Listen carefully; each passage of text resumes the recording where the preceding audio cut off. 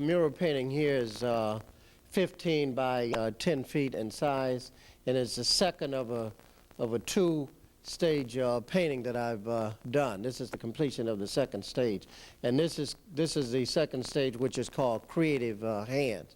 And in this particular one, which is stage 3 and 4, I'm showing the actual hands that I'm using in the process of painting, in the process of creating, putting paint on canvas, painting the pictures, creating, et cetera, et cetera. I have the bucket of paint, and I have the hands, and of course I have the paintbrush. Now the compositional thing that I use is a diamond-shaped composition, which is in turn made out of a pyramidal shape. And these are types of designs and composition that I like in my particular painting. The mist, the yellow mist that's representing my light, and the fact that these hands are coming forth out of a mystical, yellowish, mental stimulating kind of a thing. It's almost as if they are being created and formed at the same time that the hands are painting and creating the various mural paintings that I'm doing here at Kennedy King. I would like to get a little closer now. What I want to show you here is I'm involved in painting qualities. And I like the painting qualities, the vibration and the vitality that one gets from the oil painting techniques. And these are some of the various painting qualities where I put the paint on exactly where I want to place it, and I don't fuss about blending it, smoothing it, making it super realistic. My style is rather expressionistic, and kind of like, you know, some of the impressionists and expressionists did during that particular day. I like the vitality of the brush strokes and the brush strokes because it allows the paint in a symbolic way to vibrate and to pulsate back and forth. And with children doing that thing, learning, exploring with ideas, creating, and of course, as we can see, it's part of Kennedy King Child Development Center. And I have 2 kids exploring an idea and a concept, which is a learning environment. And of course, the whole environment and the structure that they are on is set up like a master computer thing, and they're sitting on leaning and standing on the computer board. Keyboard. And of course, these dinosaurs and animals and other things are things that young kids like to learn about, explore about, and find out, you know, what things are all about. And then I have a kid up there. It's kind of like a guardian angel. Up at the very top, she's supposed to be kind of like invisible, a spiritual guide and spiritual leader for one that is involved in the whole creative process of learning, et cetera, et cetera. The compositional design is very much that of a pyramid shape, and I try to hold it together by blending my various color tones. To try to do with the color tones that I'm using, live and what they think and how they worship and how they do things. And so I'm involved in having that as an educational thing where people learn about other culture, other religion, and it's a whole part of the educational system here that we have at Kennedy King. So I think just about all the various different religions are represented here. Again, the compositional thing is that of a pyramid, triangular shape, with the focus basically on these 2 large figures in the center. Okay.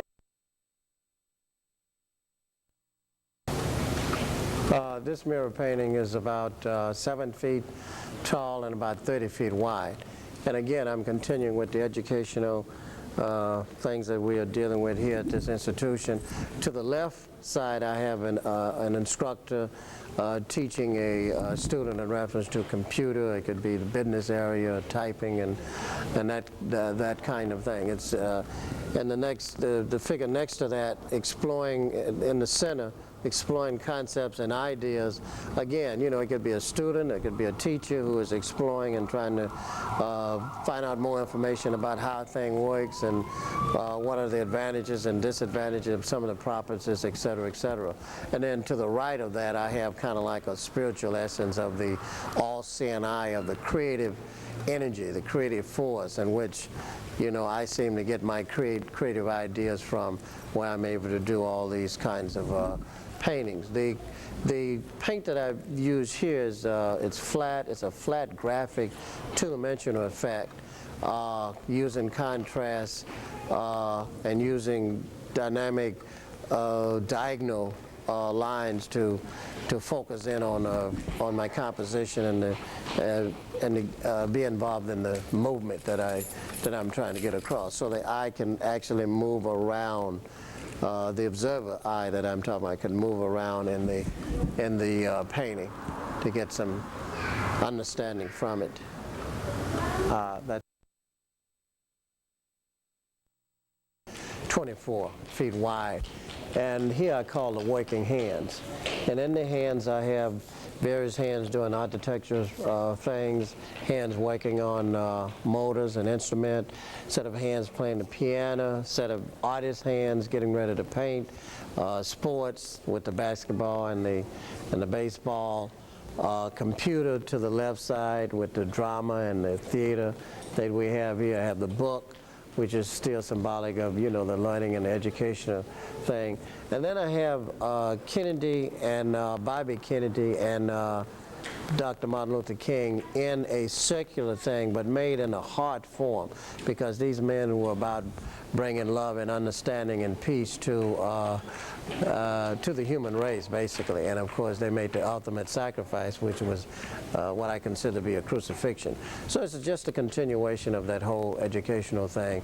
And I put Kennedy and King in the picture because Kennedy King is named after these two guys, Dr. Martin Luther King and Bobby Kennedy.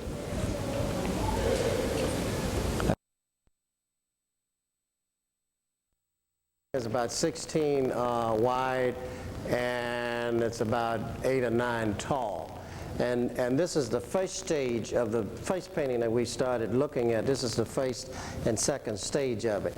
And in this first and second stage, you see the working hands, creative hands being involved in using tools, taking measurements, taking exact things, stretching canvases and boards to get ready for the whole creative process. Before I can get into actually using a paintbrush and the paint, I have to first take the wood, nail it together, stretch the canvas on it, prime the canvas, take the right measurements, and then I'm ready for painting. So this is that creative process, which is the first and the second stage of what we looked at in terms of the first painting. And basically that's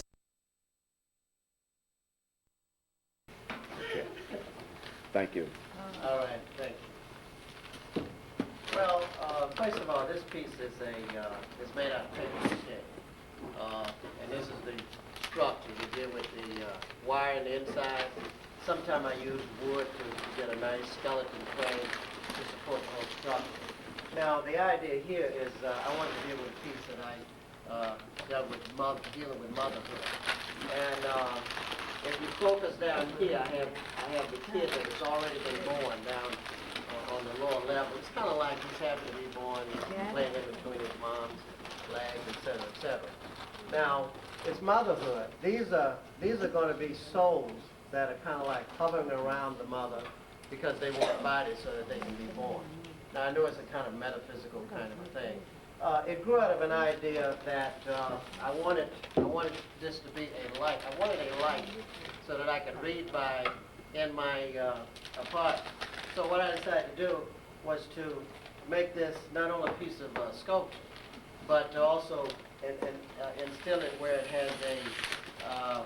So I'll be able to plug in a bulb and plug this in the wall, and this will be a functional light.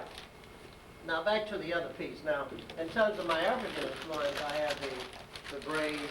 These are what those things are, and these in particular are comes directly out of the African influence, because if you look at the African sculpture pieces, most of the female, in terms of the way they design the breast especially, it's kind of like pointing like this. It's kind of abstract, a semi-abstract, but yet it represents the whole idea of motherhood and all that. Now this is an untraditional pose, I know. No one could actually pose in this position. However, I put it in this position because, you know, I'm trying to, it's an expression of how I felt and how I wanted to portray motherhood. This is someone who is proud, who is assured of her ability and talent and what she's able to do, and she sits any way she wants. You know, she's at home and comfortable, and it's that kind of a thing. Now, if you got some specific questions you want to ask that I didn't fill in, feel free to ask. Okay, this is the child that's actually already been born, and I noticed that with the braids you have them going up almost like a crown, and also at the same token they're coming and they're drooping back. Was there any specific significance for that? Well, part of the form, I wanted to have the form and the rhythm and the design pattern, basically. It seemed to work better for me instead of having these braids just drooping down like they normally do, just to give them some kind of movement, as if maybe the bright wind, the wind is blowing and blowing in the hand, blowing things back into the, in terms of the back of the head, that kind of thing. That is to enhance the movement and the whole rhythm of what I'm trying to do here, because as you can see here, this is definitely a figure that has movement, although the figure is sitting, but all the lines represent the fact that it's movement. Creates a movement, it creates a kind of emotion, just in reference to the position that she's in. And at any moment, you know, she can move, or she will move, because no one can just sit in this position. It's a position that you get into, and you relax a while, you pose a while, or you sit a while, and then you move. Right. You know, so it's that kind of a... It's kind of like a living expression almost. Yeah. And to create movement and something being more alive. Now, it's the stone-looking effect. I don't know whether I'll keep the stone effect. What I'm doing now is putting what I call skin on. Because when I first start off initially, it's rough. Everything is rough and unfinished. Like I haven't put any skin or any real details on the kids yet. But these areas here, that's what I'm doing now. The last thing I put on skin, which is much smoother compared to, see, the roughness of here. See, I've gotten to this hand here yesterday. I didn't get to this. And that's what I'm working on, the completion of this. How long did it take you to actually compose this? I've been working on it roughly about 4 weeks. Yeah, about 4 or 5 weeks. 1 week out for the vacation. Yeah, I would have had it finished probably, but I had to do some reconstructive surgery.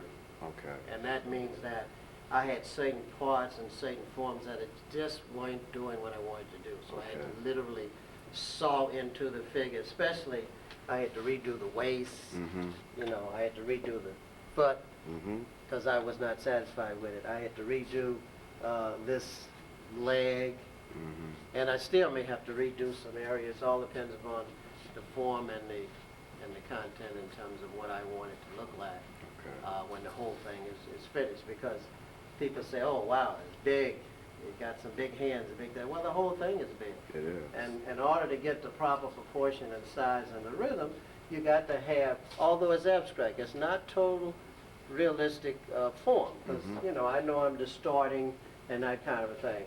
But I'm trying to get enough of the form and rhythm that the whole thing works together as a complete unit, rather than one part looking like it doesn't belong. And that's what art and humanities is all about. Like putting things together Mhm. and having them function where it becomes a work of art. All the parts, all that makes up what art is all about, form, design, the rhythm, the composition, you know, is all there. And this is what I try to put in my artwork. And it's like a demonstration piece too, because I do believe as a result of doing this piece, regardless of the controversy that I've had putting a woman in this position, the fact that some of other students come and they do large pieces and they are trying to do dynamic pieces, and as you can see, because Yes. everything else belongs to my student.